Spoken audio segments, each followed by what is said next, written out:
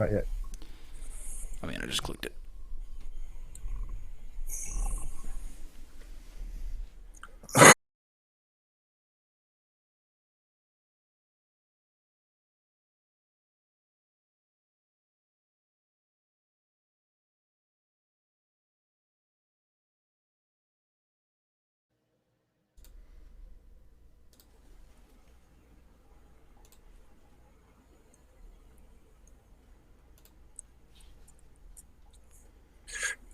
Non-sequitur.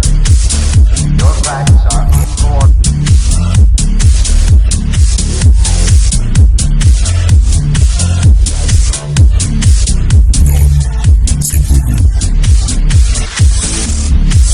Non-sequitur. Your facts are uncoordinated. Non-sequitur.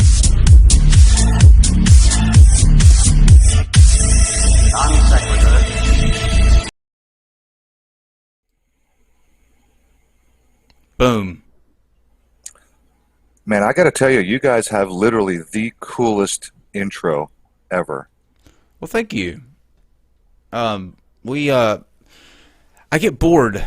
I get bored very easily with things, and I'm all the time like playing around with different stuff. And I, for some reason, I saw. I think it was because I was watching the Americans over Christmas break, and I just loved that look that they have. You know, that old propaganda style intro. And I was like, I have to make this happen. So yeah, I think it came out really well.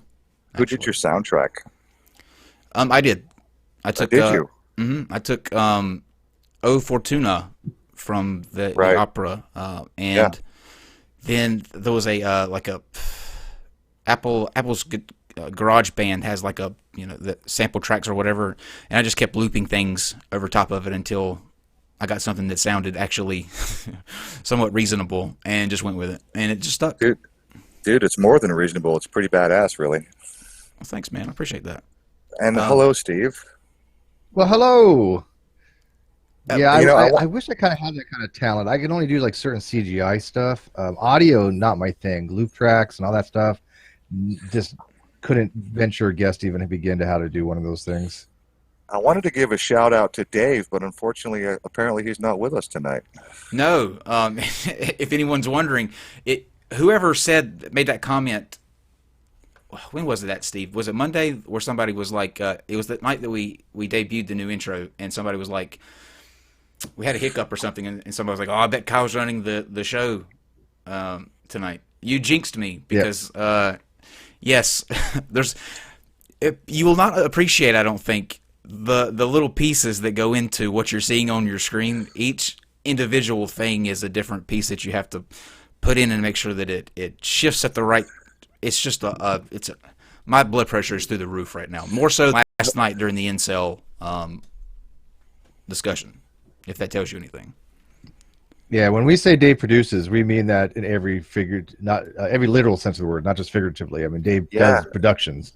These are events, to say the least. He's the unsung hero of the NonSequitur Show. I'll show you what's getting me through. This is what it's come to, and it's probably you probably can't see it because of the green screen. This is not Mountain Dew Black. It's actually doing this because of the green screen. But when I get stressed out, I do the do for all of that sugar. Oh. Hey, just a quick FYI. I used to drink Mountain Dew religiously. No pun intended.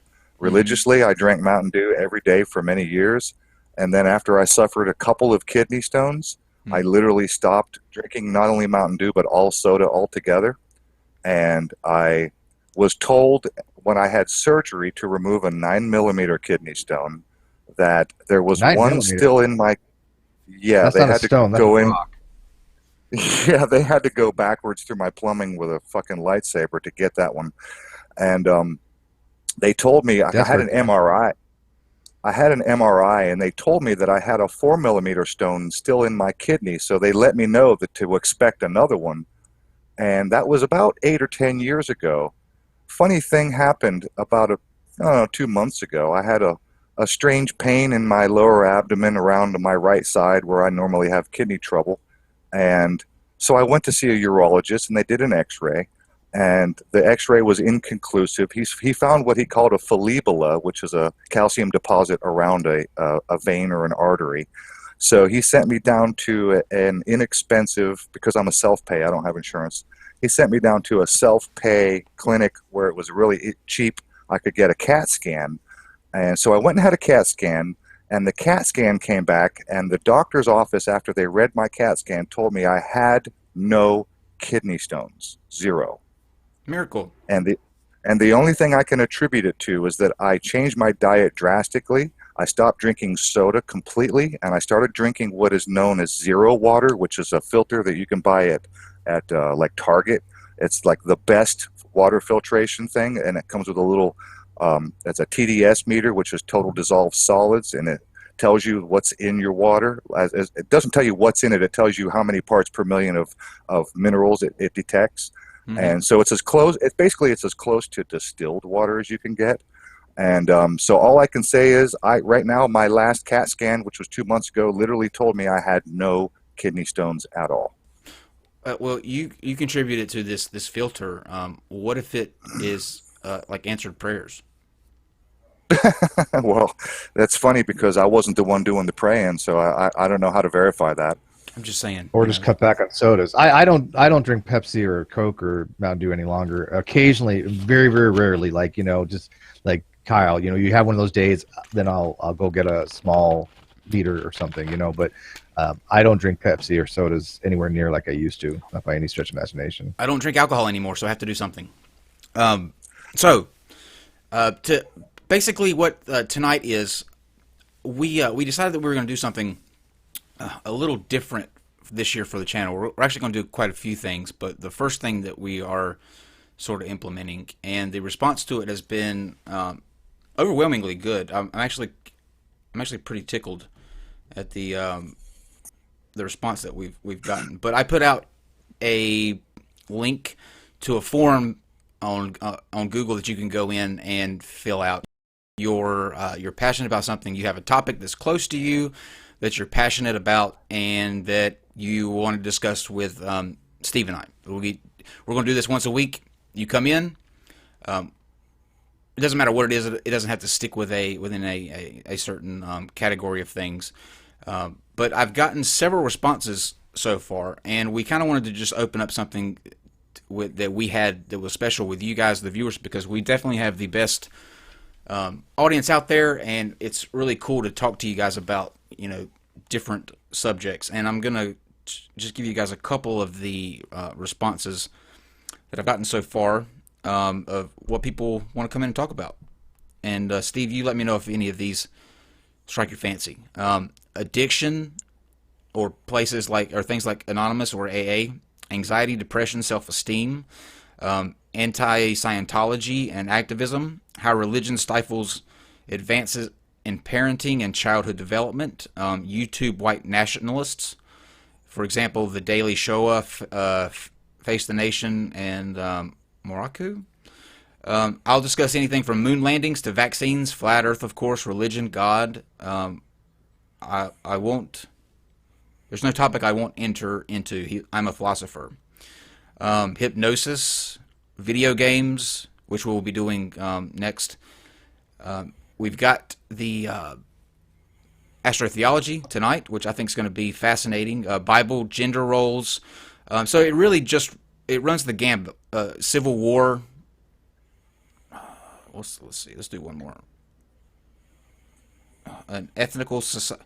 The blueprint I offer for the foundation from which a truly free and ethical society can emerge. So everybody's got these different things that they want to come talk about, and we're going to start doing this once a week. If you have anything that you're really passionate about, or you think would be interesting to come in and chat with Steve and I, you don't have to be, it doesn't have to be your profession. This is sort of just a relaxed conversation that you'll be having with Steve and I. So don't be scared. Put it out there. The link to that form is in the description below. You can check it out there. It's also in the community section, I believe, on our YouTube page. So you can go there and get in touch with us that way. Yeah, there's a whole bunch of that list I'd be interested in doing. Even the first one you mentioned, like the Addiction Anonymous, right? Things like that. Those are programs dealing with AA and especially dealing with Narconon, which is a specific program from the Church of Scientology that claims to have unreal success in getting people off drugs. And I think it's a complete scam myself. And I also have a couple issues with AA. The way they do their 12 step, as far as you have to like give yourself over to some higher power that make you feel like you're unempowered to do something. I know it must be very difficult to quit addiction. I mean, I quit smoking after 25 years. I did it on my own. I didn't give myself over to some higher power. I didn't say I couldn't do it. I by will quit cold turkey. Now I know alcohol is just as difficult, but I've gone years without. I mean, I went a year without drinking at all. Alcohol is not my thing. Coffee, I probably would have a hard time giving up. But to say that you have to give yourself up to a deity or to any kind of higher power, I have an issue with that. So I think that would be my most interesting topic for whoever was that suggested that. Excellent. Steve, go ahead. I'm glad you mentioned that. And just real quick to interject, you mentioned the 12-step program, and you have to give yourself to a higher power. That's partly what I'm going to be talking about, and it's funny that it is in fact a 12-step program. So I'll cover that when we get started. And I want to say a big thank you to Aaron. If you follow the schedule, originally tonight we were going to have, and there was a part of me that didn't think this was going to actually pan out because of who it was involving and what happened last time he was here. But we had Nathan Thompson, who is notorious for hunting down that astronaut in it was Starbucks, right, Steve? It was Starbucks, yeah. Yeah. So he confronted a NASA employee in Starbucks. He went viral, TMZ, all that picked him up. We had him on here. It was actually our first show that we ever did, and it was him and Red's Rhetoric, and it didn't go very well. The guy's just a complete. He's the definition of an idiot. I mean, like I said, a toaster would have more purpose in life and a higher IQ than Nathan Thompson. Well, he had gotten into an exchange with another guy named oh man, don't tell me, cognitive response. Is that what it is? Cognitive clear dissonance. No, it's like clear cognition. Clear cognition, isn't it? Yeah, clear cognition. And he came to us and said, I've got Nathan Thompson. We're going to do a debate. I said, oh, well, if he's willing to come back, fine. Well, Nathan Thompson blew a fuse and cussed him out and blocked him, so that kind of fell through, which is unfortunate because it would have been funny. But I think we're going to have a better conversation with this come out of it anyway. So I want to thank you, Aaron, for willing to come literally last second and hang out with us. But this, I think, is going to be really cool because we're going to get to meet a lot of people, talk about different topics, and meet the people who watch the show. So, Aaron, can you kind of tell us how you came across the show and like what was your first episode? Oh fuck! I couldn't. I don't think I could possibly remember the first episode. I've been following you guys and subscribed to your channel for maybe 6 to 8 months. Maybe a little bit more. I found you guys because I was in the process of just looking and watching atheist debate type videos. I was doing the Matt Dillahunty and the Sam Harris thing, and just really digging on the Christopher Hitchens and all the debates, the religious debates. I was fascinated by that stuff for a while. And I think I found you guys while I was engaged in that sort of YouTubery, if I could just make up a word on the spot. Mm-hmm. It works. So that's pretty much where I found you. I couldn't possibly remember the first show. Couldn't possibly remember. We don't remember. I do remember. Show. So, and I'm also, I abhor the flat Earth. And I do enjoy the entertainment of watching a flat earther get his ass handed to him. So since you guys do a lot of that, I'm on board with all that shit. So I really love what you guys do. I like the way you handle yourselves. I like the way Steve is on board and sitting in the background and ready to pounce when somebody has a logical fallacy. I like the way Kyle is cool and calm and collective until somebody gets offensive and out of line, and Kyle will quick to tell you to fuck off and block you and mute you and kick you out of the. So I mean, you guys are totally respectful and respectable. I like the way you handle your show, and I like the way you're no nonsense. I like the way you're good moderators to the debates that you handle. I'm surprised at the ability of you both to acquire so many interviews and so many debates. You guys must be running ragged all day long with emails and communication, just trying to set everything up. So props to both of you. And I was going to give a shout out to Dave, and I'll go ahead and do it anyway, even though he's not here, the unsung hero, the background man who makes it all happen. So I'm really impressed with what you guys are doing. You are quite literally my favorite YouTube channel to date. So bravo to you. You guys are growing. You guys are growing fast. You guys are growing fast, and there's a good reason for that. You guys are doing some amazing shit over here. So good on you. Well, I can tell you right now, I've had a few years of handling myself, so I've gotten pretty decent at it. I have not. I had to jump in, but I am now. I'm officially incel public enemy #1. They hate you. They hate me. You guys don't even know the vitriol. Oh yes, hate him. I am the talk of the town in their little woman. But however, let me just say this though: people think that after last night that was going to be it for me. I have just now getting started with going in on this forum. I have actually, since last night, I've gotten contacted by not 1, not 2, not 3, not 4, not 5, not 6, not 7, not even 8, but 9 different incels wanting to. It runs the gambit from either agreeing with what I said, wanting to debate me on the purpose of gay people in society. It's just all over the place. So the purpose. Yeah, the purpose. I love that. They're great. They're great. But interesting story though. Their biggest. I'm gonna say this, and then we're gonna move into the next topic. But I just think this is hilarious. I've gotten in the midst of all of this to be friends with the subreddit moderator called Incel Tears. Now, this is the biggest trigger of incels out there. Like, this subreddit eats them, like, parodies everything. That it's hilarious what they do. But in the forum, they are so triggered by Incel Tears. So Incel Tears sent me a message and was like, would you like to have me come on for a show, and we can talk about kind of what we do. Oh, that sent them into a frenzy. I mean, it was like sharks and chum in a boat. It's hilarious. So I can't wait for him to come on and for that to be a thing. But yeah, we're not done. Well, hey, buckle up. Well, hey, just as a quick thought, you guys have merch, right? You guys have some merch. Oh, limited. Well, we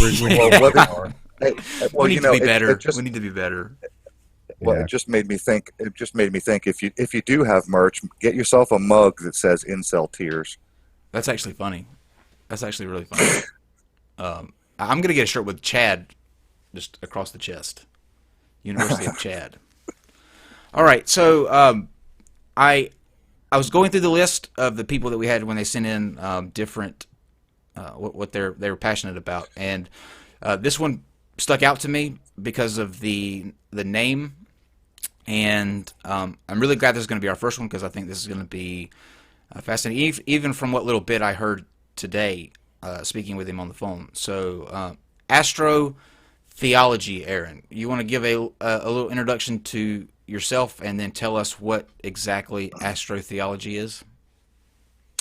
As for myself, I'm really just like a lot of you guys. I'm just a guy who is interested in various things, and thanks to this wonderful thing we call the internet, where everybody has access to all the information you could possibly want and more, I just dove headlong into the things that interested me. My channel is Rufus Cat 2, whose name, with a question mark. There's a long story. I won't go into why it's all that, but I used to run a podcast, and I still kind of do. I've got a co-host and actually two co-hosts.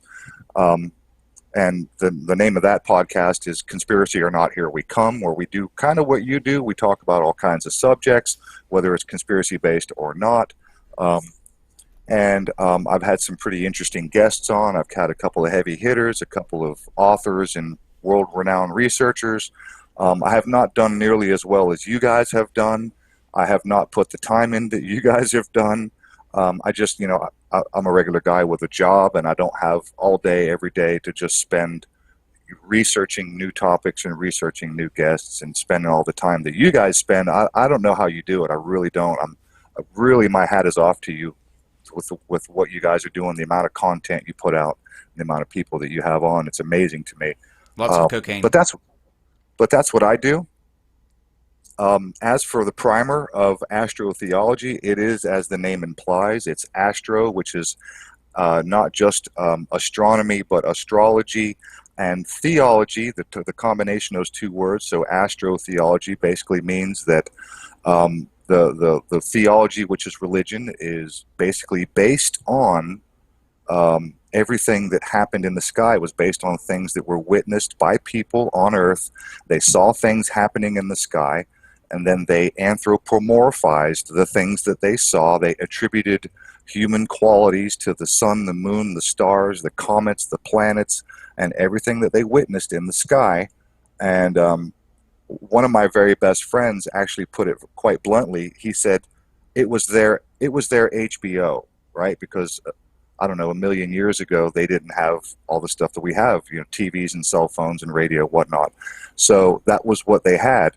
Not only was that pretty much all they had for their entertainment and their water cooler discussions, but it was also important because it became readily obvious to ancient people that in order to grow crops, or even if you're a hunter-gatherer and you're not actually growing crops per se, still knowing when various things are ready to harvest, right, for your food source. This is your survival. It was quite readily obvious that the seasons played a role, and the sun played a major role, and so they started tracking the sun, the moon, the stars, and this became a pivotal, important aspect of their lives all around the world. I don't care what culture it was. Everyone readily recognized when the sun starts to go lower in the sky that winter is coming. When the sun starts to rise higher in the sky, summer is coming. Okay, we can plant our crops. Now it's time to harvest our crops. And then they orchestrated festivals and rituals around all of the stuff that they saw in the sky. So that's the base of astrotheology. And furthermore, astrotheology actually, we're going to get into a little bit tonight, not only the religious aspect, but like I told Kyle in the email and on the phone, is that basically almost every story you've ever heard in your life is based on things that happen in the sky. Everything from Alice in Wonderland, from Puff the Magic Dragon to Jesus Christ, has happened in the sky and was anthropomorphized by people and given human attributes, and then stories and heroes and maidens and quests and conquests were all attributed to these things because of the human attributes that were given to the things that we saw in the sky. Excellent. That's how you do an intro to a topic right there. If you're wondering, guys, I know that we didn't get to the other half of the super chats. Just to tell you guys quickly, I'll read those following tonight's discussion. So I'll get those that I missed last night because of the other debate. We'll do those tonight. So, Aaron, I guess take us away.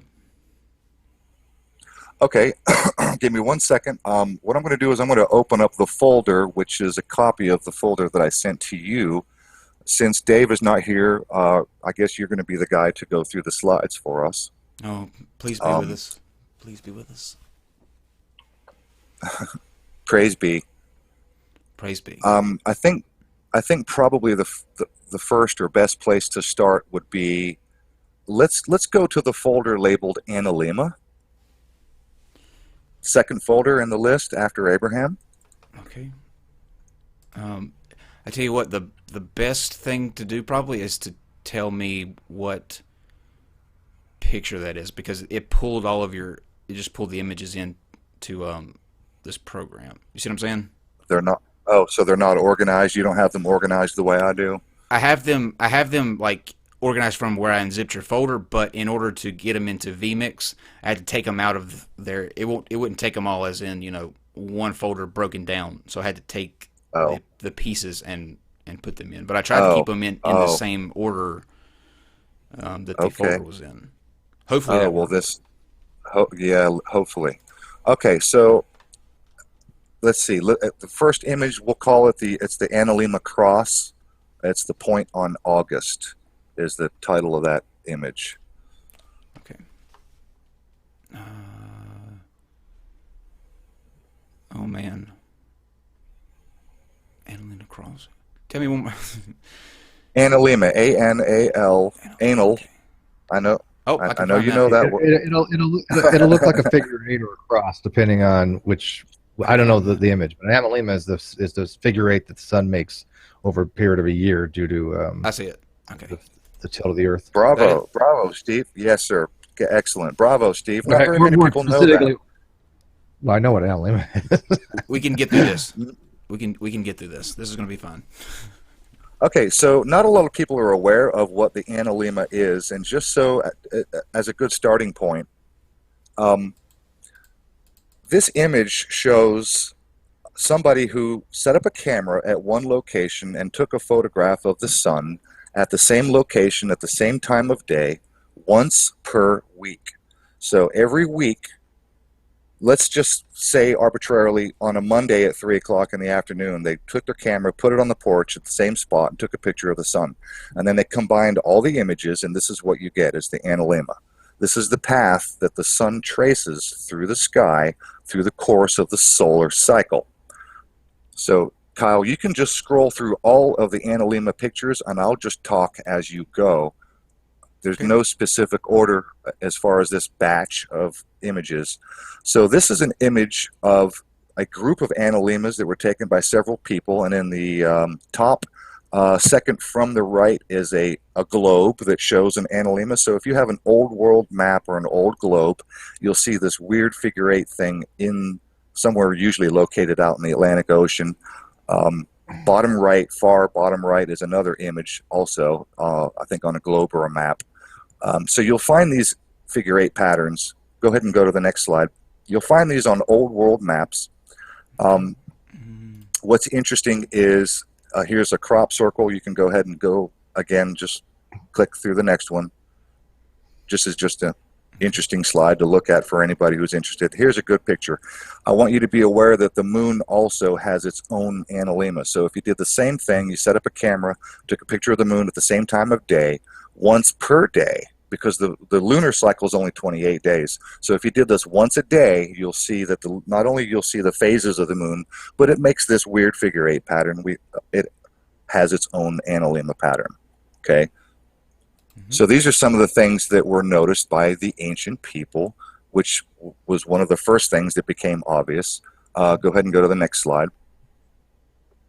There's an old world map image of an image of an analema. Go ahead and go to the next one. This is actually in Anunskog, Sweden. This is an image of a stone creation, like a petroglyph.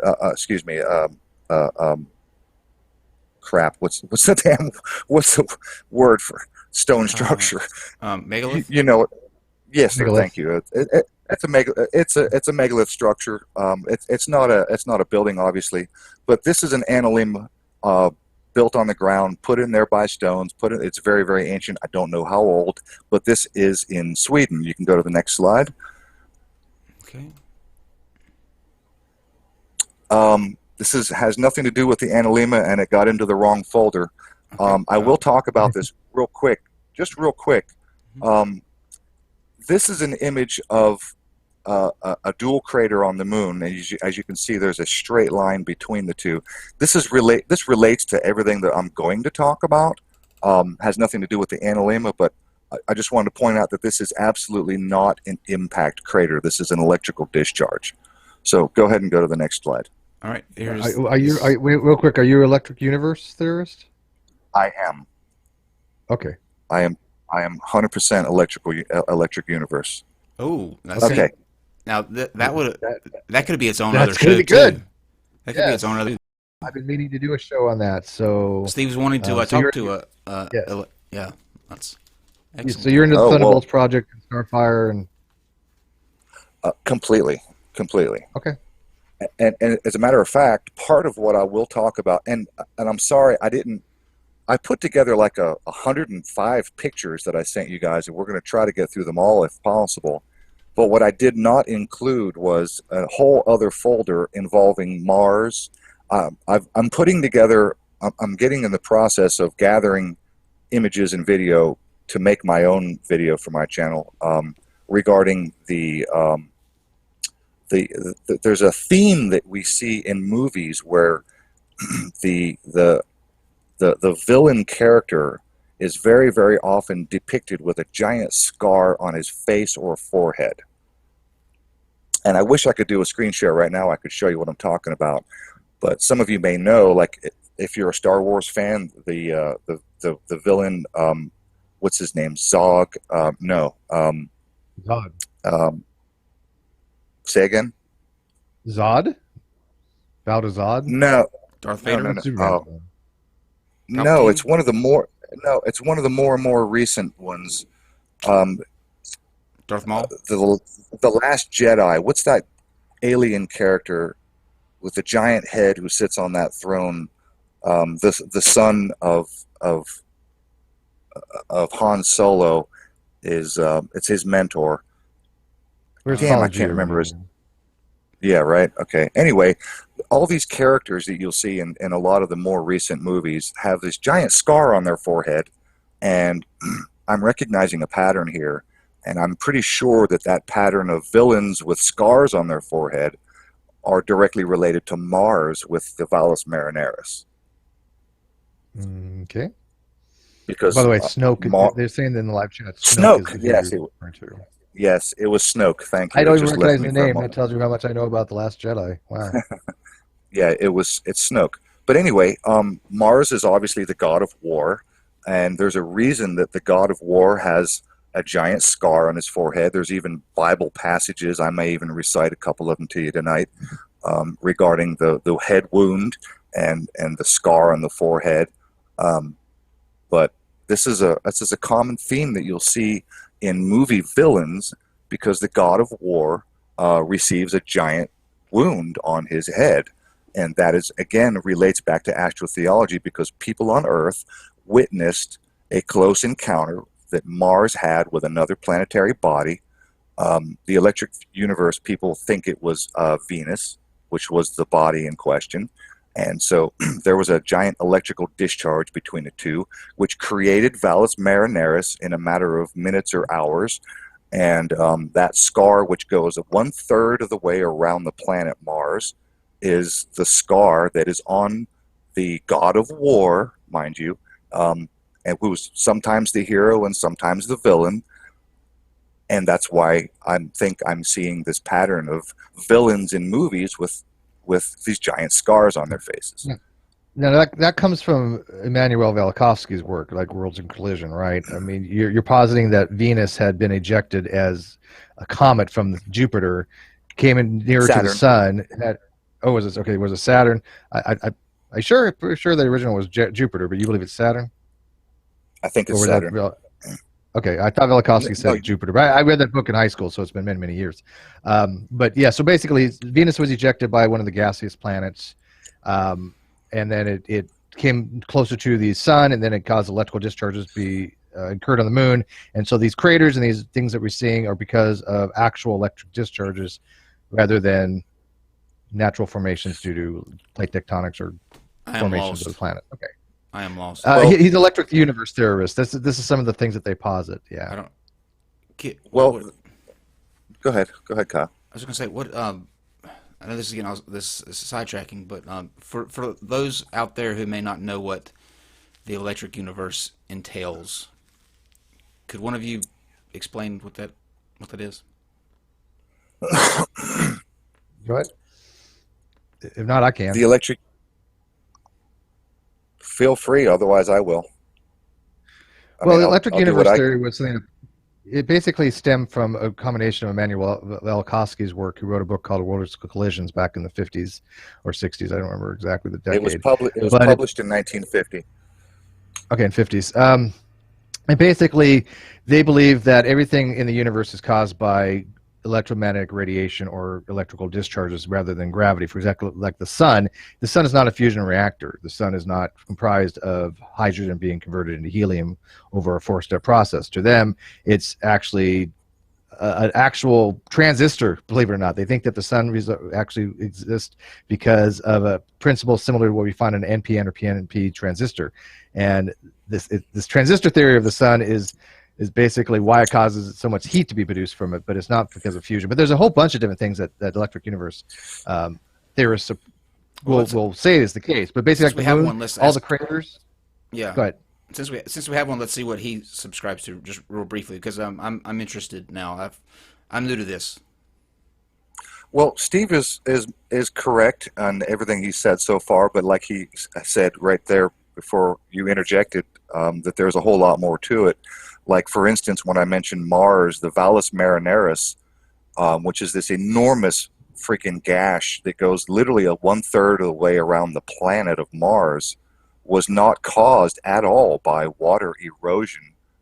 In fact, there are telltale signs, if you look very closely at images of the Valles Marineris, that some of the offshoots and side channels and side canyons, they have literally no inlet, no outlet. The walls are scalloped, and there's the entire Valles Marineris has no water inlet source, and there's literally, we're talking over 1 million cubic miles of material was removed from this canyon, and there's no delta, there's no outlet, there's nowhere where all that material had went to. And yet today, to this very day, we still are receiving, for some fucking reason, we still meteorites. So the postulation is that Mars as a planet came very close to another planet, and that there was electrical differential, meaning that there was a huge discharge. One was more positive or one was more negative than the other, and there was a huge arc, like a static electricity arc, and it was so big and so massive that it literally excavated the entire Valles Marineris within, I don't know, minutes or hours.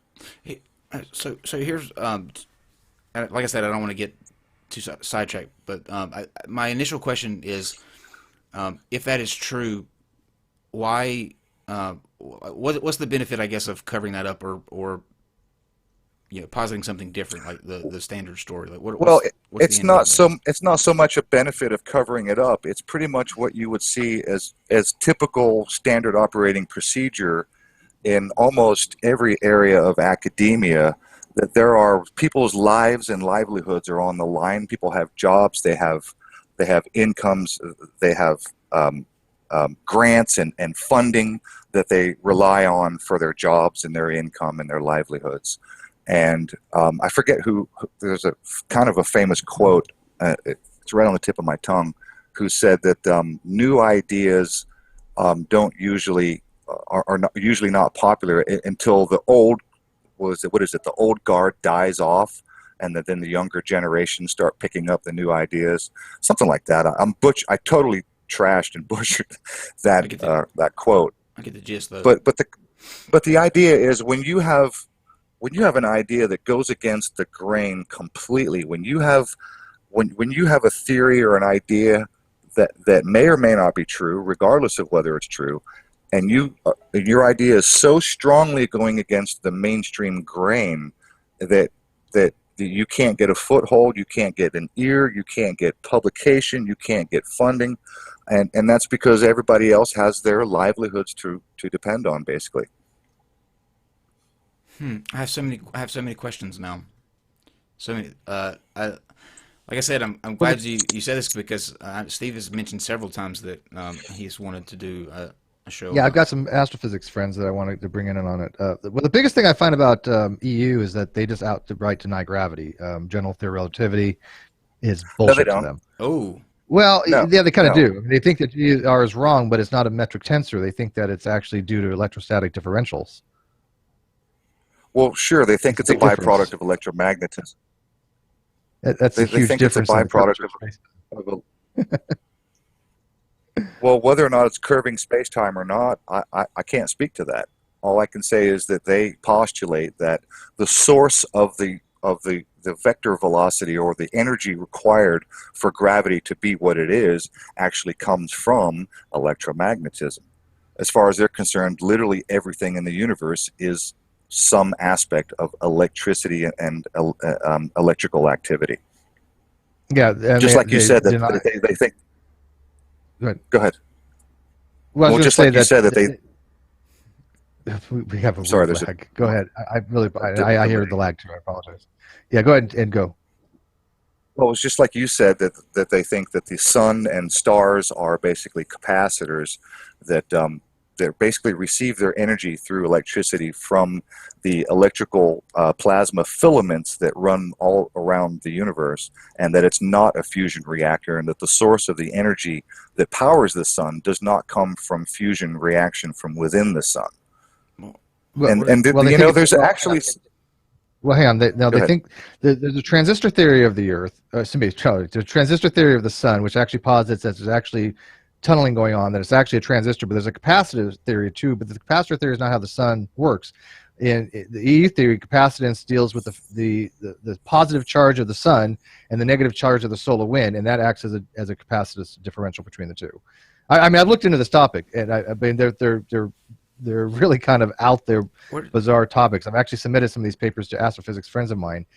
They're very difficult to read, especially the one on transistor theory sun. where does he get his energy from? It gets its Electromagnetic energy radiation? from electrical currents that are naturally occurring within the universe. And What happened? Well, hang on. What happened was originally the reason why this was posited because they didn't understand why the corona of the sun was a little bit hotter than the sun itself. They didn't understand the way the dynamic was for the temperature differentials across the sun and in the sun's atmosphere in the corona. And we've sent a Parker probe up there to try to figure some of this out, but we think we figured it out. And back in 2016, they discovered what's called microflares, and they found that these microflares might be adding heat to the system, causing it to be higher temperature than the surface of the sun. So there's an explanation for it. But when Velikovsky wrote all this stuff, he was going by very old, by our standards now, data, right? He only had a certain amount of data to go by. I think Velikovsky was somebody who really wanted to come up with ideas. I don't think he did anything that was considered to be woo-woo for him. There's something called the Velikovsky incident, which I'm sure you're familiar with, and he was investigated for all this. But I think that he really was trying to be a scientist. What's that? Is that when they were trying to burn his books, like literally burn his books? Yeah. They vilified him. But I mean, going into the Velikovsky incident, you can find that he really was a scientist trying to come up with ideas, but he only had limited information back then. We didn't understand these things of the sun as we do now. But now we've actually have evidence where we don't even have to posit something like EU. Or we're getting really off topic. This has happened to be a topic that I happen to really like, actually. Well, I'll be happy to come back and have this. Yeah, that'd be great. I'll be happy to come back and have this discussion. Although I'm certainly no expert, I'm certainly no physicist, but I have a fair understanding of what they're talking about, and I've got a fair amount of information and I've gathered some stuff, and some part of my slideshow involves some screenshots that I've taken from some of their presentations. I have one final question on this before we move on. The biggest annoyance with anything that runs on electricity is when the power goes out. Is this ever a possibility with the electric universe? And what happens when the currents aren't running so well? Well, if the I would EU imagine had their way, they could just be Tesla, right? Just tell them, invoke Tesla's ideas. No, I'm serious. Like, what do they say? Like, if some interference or something happens where there's no more energy going to this, like, what happens? If there's no more energy, I'm sorry. Refine your question. That's a steep task to ask. If if the source of the energy is no longer putting out energy, like it can't be infinite, right? The energy source can't be infinite. Well, why not?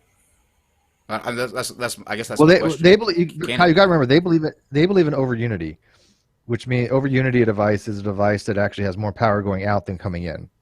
Right, so they actually believe the second law of thermodynamics doesn't really apply in certain situations. So they actually think you can make a device that can be a perpetual motion machine or have infinite amount of energy.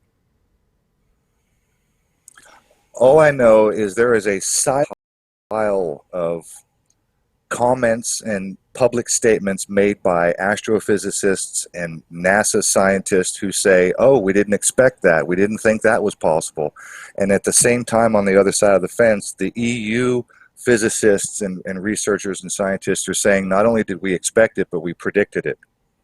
Like when we crashed that probe into, what was it, that meteor, that comet that we went and chased after, and we crashed our part of the probe went and ejected, and part of the probe went and crashed into it.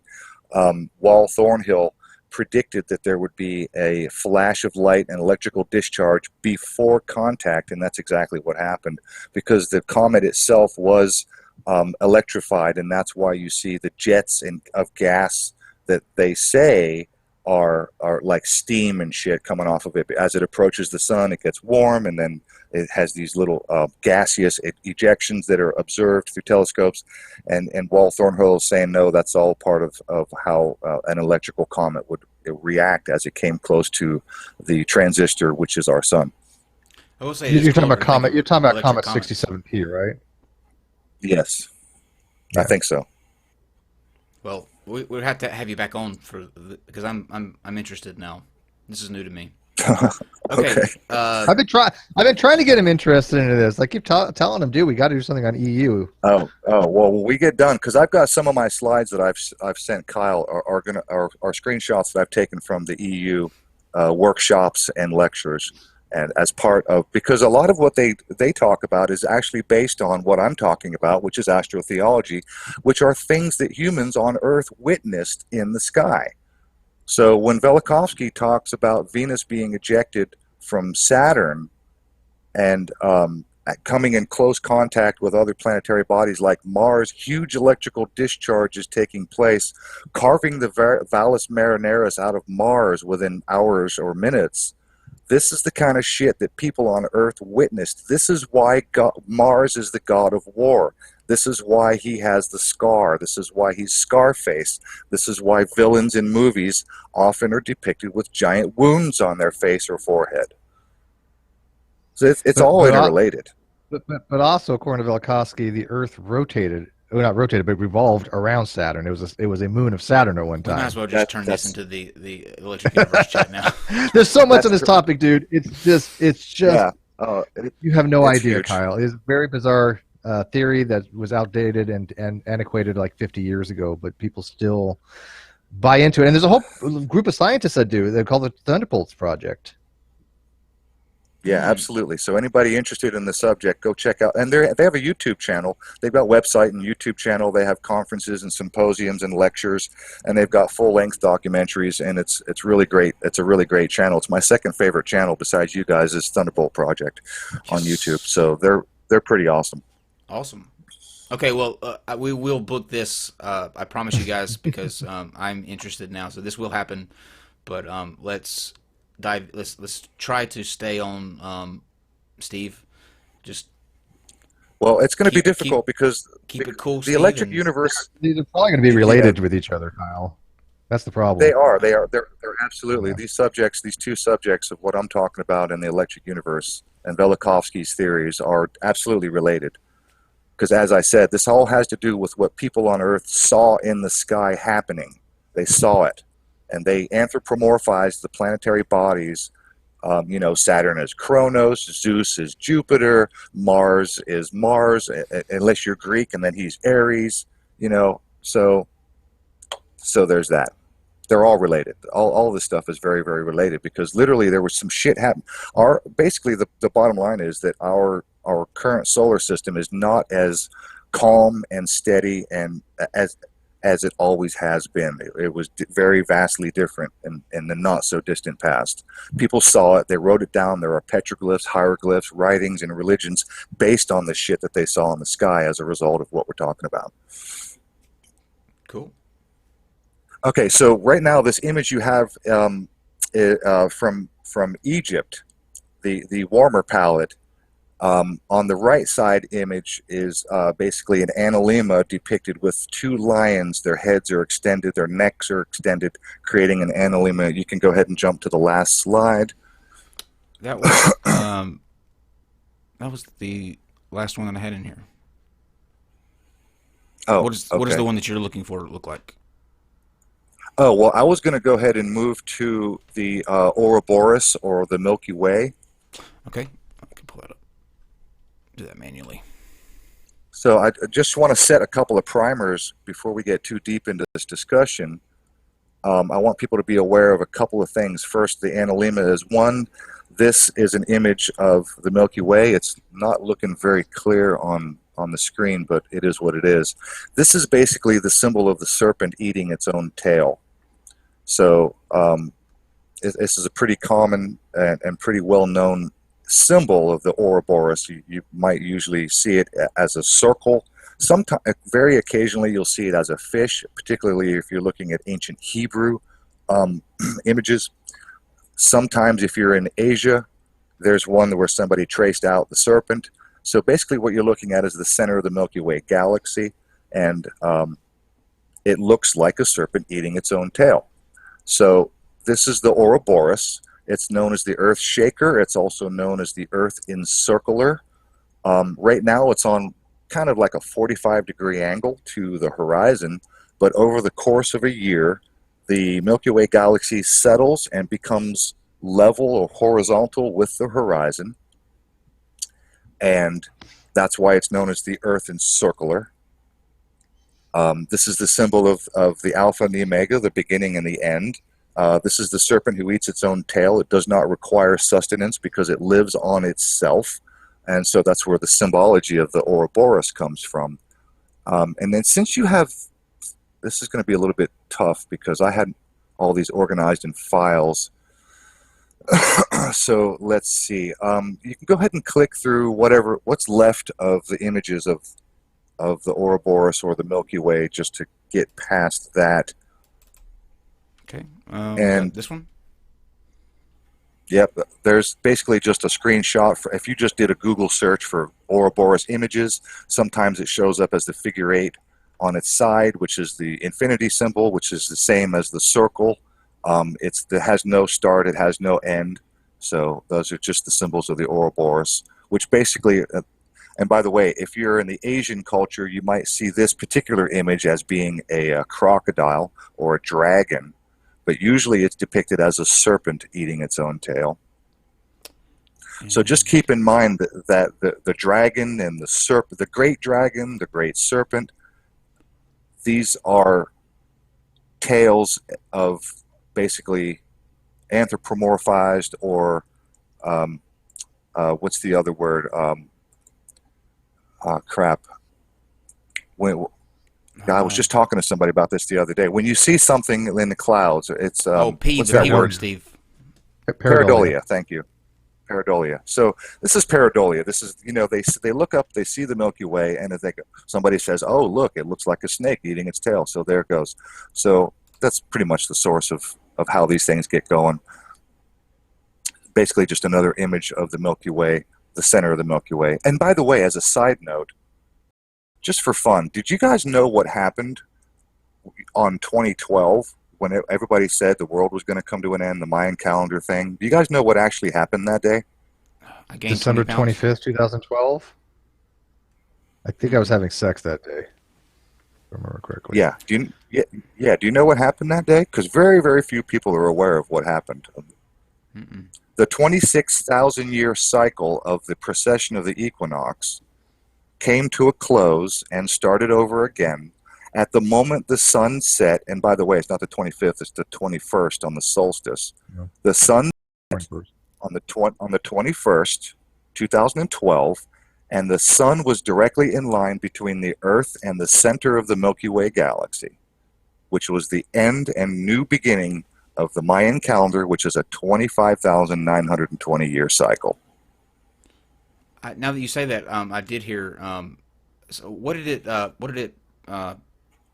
It went from what to what in terms of the precession? Like what? We went from Pisces to Aquarius. This is the dawning of the right, the age of Aquarius. That's what happened that day. We went from one zodiacal house to the next. And by the way, just keep in mind that the house that the zodiac is, they're known as houses. So when you read the Bible and Jesus' disciples ask him, what do we do when you're gone? He says, there's going to be a guy with a pitcher of water, follow him into the house. Well, he's talking about Aquarius. Jesus represents Pisces, and that age has come to an end, and the new age of Aquarius begins. That's the age of Aquarius, the water bearer. So when Jesus says there will be a man carrying a pitcher of water, follow him into the house. In fact, I've got that quote right here just for fun. No, I don't. It's in a different file. Yeah, I'm an Aquarian, and all Aquarians don't believe in astrology, according to astrology. So, yeah, we're skeptics on that. So, it works, I guess. Well, there are other Bible passages, like, for instance, in Colossians 3:2, it says, set your minds on things that are above, not on things that are on the earth. And then here's another passage that's interesting from Judges 5, verse 20. It says, from the heavens the stars fought, from their courses they fought against Sarah. So there are multiple passages in the Bible that talk about things in the sky. I mean, what is it? In Genesis, God put the stars in the sky for signs and seasons, right? That's for you to pay attention to. And you're just so that we're clear and everybody watching is clear, because I asked you this question on the phone today. You're using the Bible as a historical account to kind of give a kind of an explanation or to lend towards what their customs were, not as an actual holy text that contains the correct. details of. Okay, yeah. No, correct. I mean, I don't believe in God, okay? I didn't get into, my early upbringing as a Pentecostal. I was raised in a Pentecostal church, okay? I've been through the creepy rituals. You and I talked on the phone about that. So no, I'm definitely on the side of atheist. In fact, I'm kind of a firebrand atheist, and I'm definitely a mythicist. I don't believe Jesus existed. I don't believe Mary existed, Abraham, all of the patriarchs, all of the major characters of the Bible. I don't believe they existed. Of course, every now and then the Bible mentions things that did exist, like kings and pharaohs and towns. So those things did exist. So there are microscopic little tidbits, little gems of truth and historical facts that are in the Bible. That's true. But all the vast majority of all the tales and all the stories and all the creepy weird magic and the zombies, none of that is true. None of that is true. So just an initial question: how would somebody who is writing the Bible back then, and you brought the example of Jesus, with the he represented Aquarius, you said, right? Jesus is Pisces. That's why he's the fish. Okay, he's so associated with fish. How would they know that we're getting ready to go from that zodiac house to the next? The only answer I can come up with is somehow the Mayans, for instance, they were well aware of a 25,920 year cycle. So how do you become aware of a 25,920 year cycle? Well, is that because they were aware of it? Is that because their codex is only the way their codexes were? It happened to end on that particular thing. I mean, the way the Mayans did their codexes. So what you're saying is it happened to be at 29,000 something. It's just a matter of the type of number structure that they use. So what you're saying is it's just a system. So 25,920 years is a rather specific number. What you're suggesting is that it may be coincidence that the winter solstice, the sun set directly between the Earth and the center of the Milky Way galaxy. No, I don't know how it correlates to the astronomical. But the way it ended, it just started. It wasn't meant to end. The Mayan Codex doesn't exactly end. It just begins. No, exactly. Again, right? No, exactly. There was no ending. There's no end of the world. There's no catastrophe. It was just the end of one cycle and the beginning of another. I think he's asking. But the cycle. I'm sorry. No, but the cycle is literally a 26,000-year cycle. It's the entire precession of the equinox. It's the whole wobble of the Earth. Right, because it's the whole entire wobble. Yep. And by the way, since we're on the wobble is it makes a 360-degree circle, and it starts over, just like the Mayan calendar says, and the zodiacal sign, the whole thing starts over. But the axial, let's just say the North Pole axis, makes a complete circle as it goes around its 26,000-year wobble. Do you know how many years it takes for 1 degree of precession? 2,160 years. No, that's for 12, one. Well, it's for 12 houses, for one house. Because if you're 26,000 years and it's 12 houses, so it's 2,160 years per house. But I don't remember what it is for 1 degree of precession. 1 degree of precession is 72 years. So, if you think of the Muslims who think they're going to get 72 virgins, what we're talking about is Virgos. 72 1 degree Virgos. of precession is 72 years? That doesn't sound right 1 to me. degree that is correct. Do the math. Is it really? Divide 25,920 divide by 360 degrees. I'll take your word for it. It sounds awfully high for only 77 years. 72 years, you get 1 degree of precession. Mm-hmm. Okay. But ultimately, but that's the thing. Every year, you get all of the houses of the zodiac. They come and they go. But the Virgin Mary is the key one because the sun is born in the Virgo constellation. And I'll get to that once we get to that slide or group of slides. Aaron, let me interject real quick. I think to go back to the Mayan thing, I think what you were saying, or you were trying to point out, is that number is almost too specific to arrive at. I guess, like, how would they know with an ancient civilization like that? How could they possibly have worked it out for it to sort of end out that way? Or how are they aware of the to the degree of which they knew the solar system? It's kind of beyond, like, you can't chalk that up as coincidence, not in my book. You can't just write that off. It was a very specific number, and it wasn't just a specific number that matched exactly the entire precession of the equinox, which is the wobble of our Earth's axis, but it also started and ended exactly on the day the sun set on the winter solstice, pointing directly at the center of the Milky Way galaxy. That's way too specific. Now, I don't know the answer to that. That's why I'm going to ask Steve if he knows of any explanation. I'm not that familiar with that, so I couldn't say. But is there any,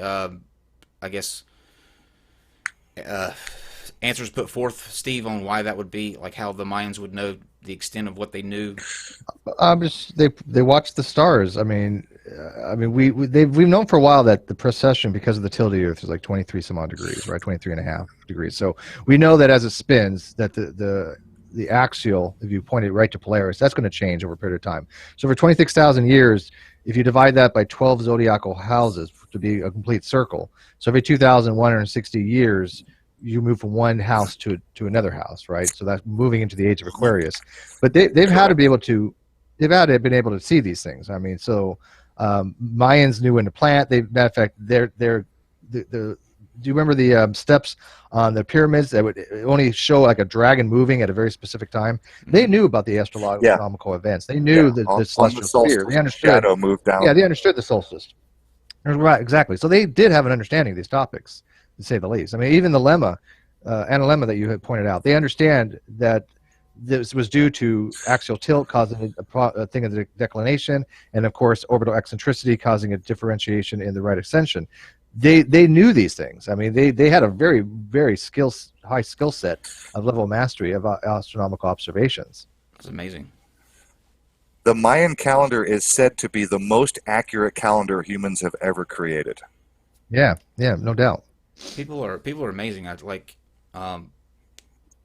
what they're able to. That's why I clung to the Sphinx thing for so long, because I think that people are capable of a lot more than you just don't stop and think about that. Like this civilization that had no electricity, had no way of seeing beyond their eyesight into the sky, were able to do these sort of things. It's mind blowing, I think. So when a Muslim jihadi blows himself up or martyrs himself and he thinks he's going to get 72 virgins, that 72 virgins refers to things in the sky. It's 72 years for 1 degree of precession, and each year you get a Virgo, a Leo, a Scorpio. You get one of each of the houses all year long. It rolls through all the houses. That's why we have 12 months for the 12 zodiacal signs.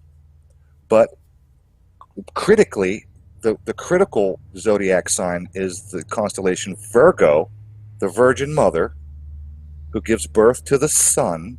Quite literally, the sun is right in her womb, and I'll show you. I've got a slide that we'll come across here shortly. And so it's basically every year you get a Virgo, you get a Virgin. Those for every year of the zodiacal precession for 1 degree of precession. You get 72 virgins. So 72 virgins gives you 1 degree of precession. And that's why, because I've always wondered why 72? That's a strange number. Why do you get 72 virgins? It took me a long time to figure that one out.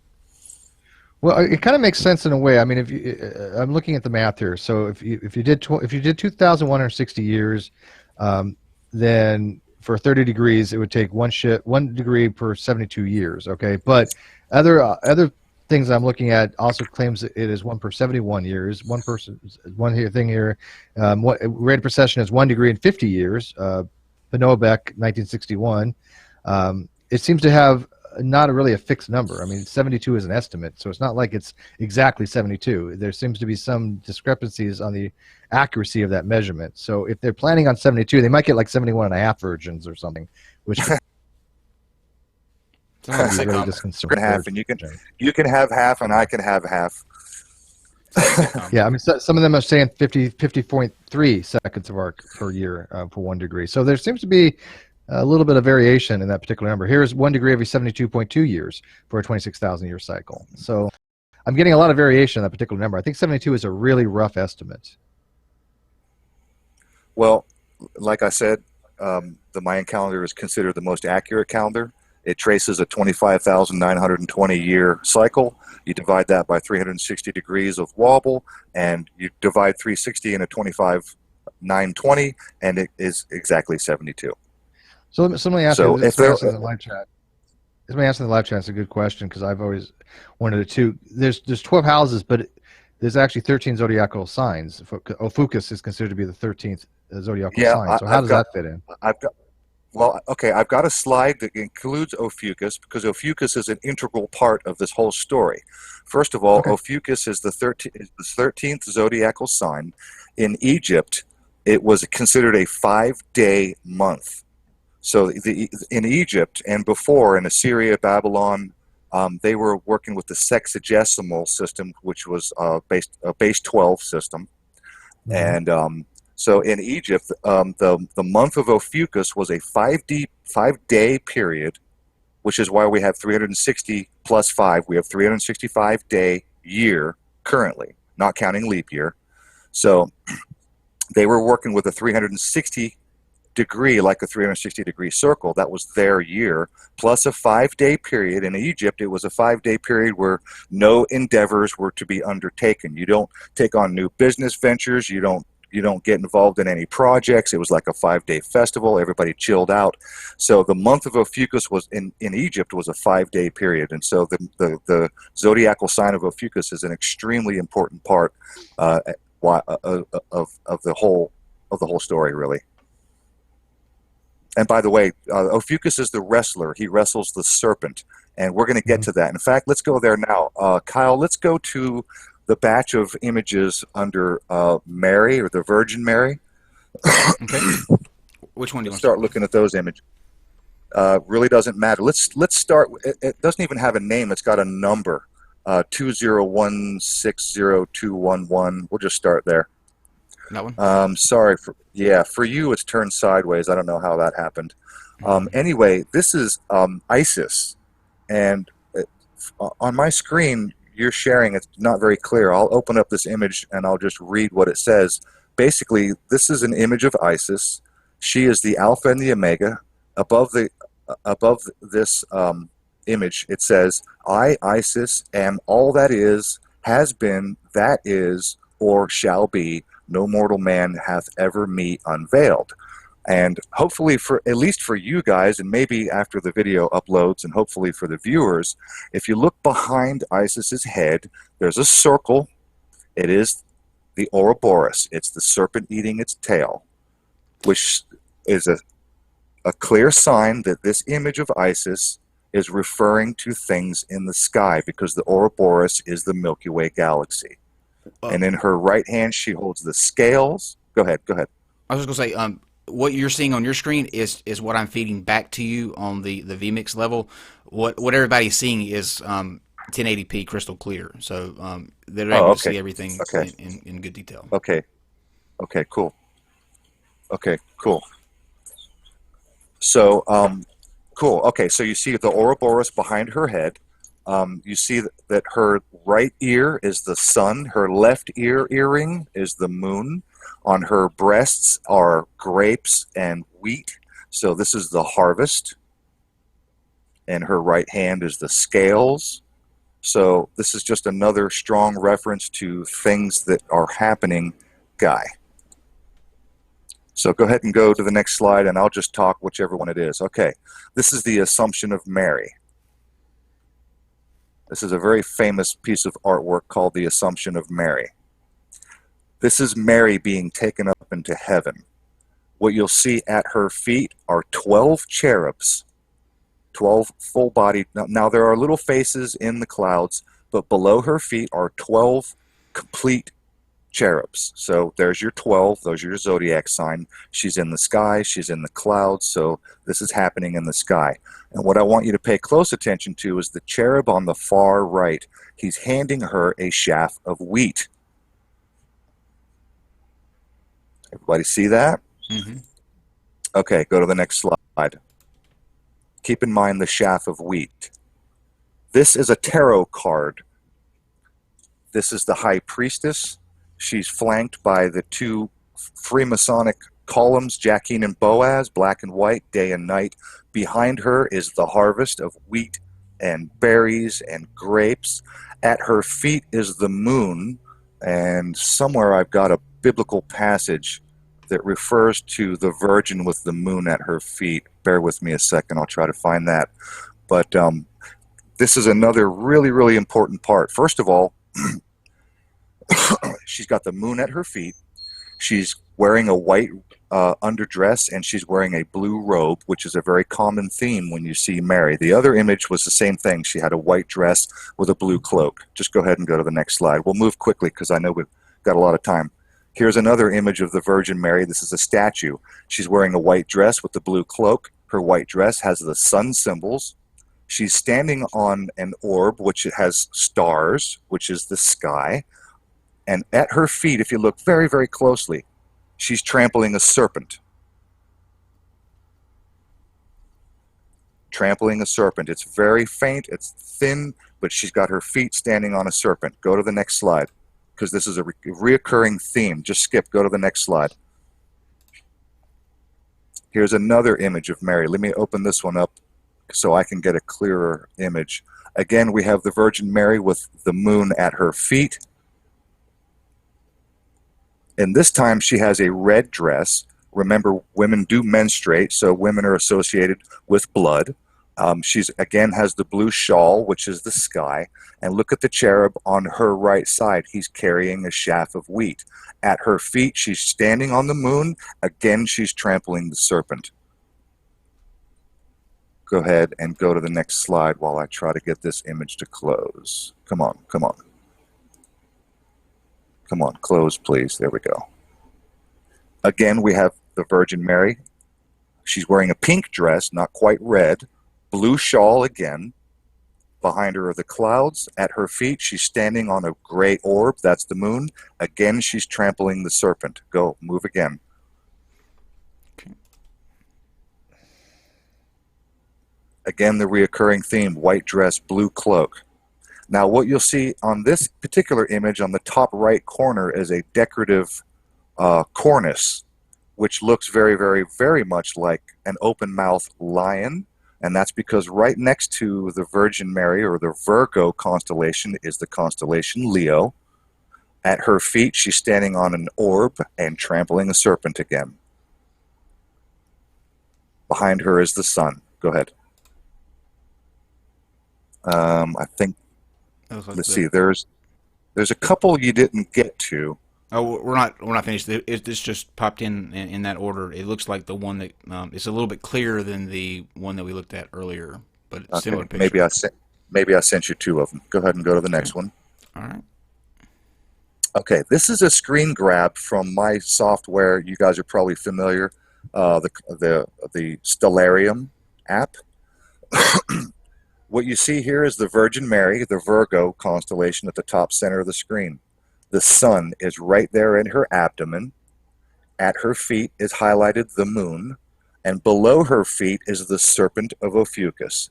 This is what you actually see in the sky. And this is why all the other images and artwork of Renaissance artwork, if you just go look at Renaissance art of the Virgin Mary, you'll see her with a chaff of wheat, the moon, the serpent, the sun. It's all there. Also, before we move on to the next slide, just to the right of the constellation Virgo is the constellation Crater, which is the chalice, otherwise known as the Holy Grail. And then also is Corvus. And if we get to the right slide, I'll show you where Corvus shows up in the Mary artwork. That's kind of cool, though, how the correlation to all that. So go ahead and go to the next slide, and if it comes up, there it is. Okay, so there's Mary with the red and blue again. Let me see. The man that is knelt down in front of her is carrying a chaff of wheat. Let me open this up clear so I can make sure of all the details. There's an interesting aspect, and I haven't really figured this one out totally. But if you look under the feet of Mary, oh, first of all, she is standing on the moon. If you look carefully, crescent moon under her feet. But underneath of her dress is looks like a little face, like a little, I don't know, elf or dwarf or something hiding in the little crevice right above that rock. Mm-hmm. I'm pretty sure that is a golem, and I haven't quite figured out how he fits in. Also, Mary's cloak is not only blue, but it's studded with stars again, because again, we are talking about things in the sky. What is a golem? A golem is a clay figure. This is an ancient Semitic or Hebrew tradition of creating a clay figure and then breathing the breath of life into it. It's a Jewish mysticism. Yes. Yeah. Not like Gollum from Lord of the Rings. No, Actually, it's a clay. Well, that was not taken from that. Because the Golem in Jewish mysticism is made directly out of clay and then enchanted into having right. animation, but no sentient. Right. Not sentient.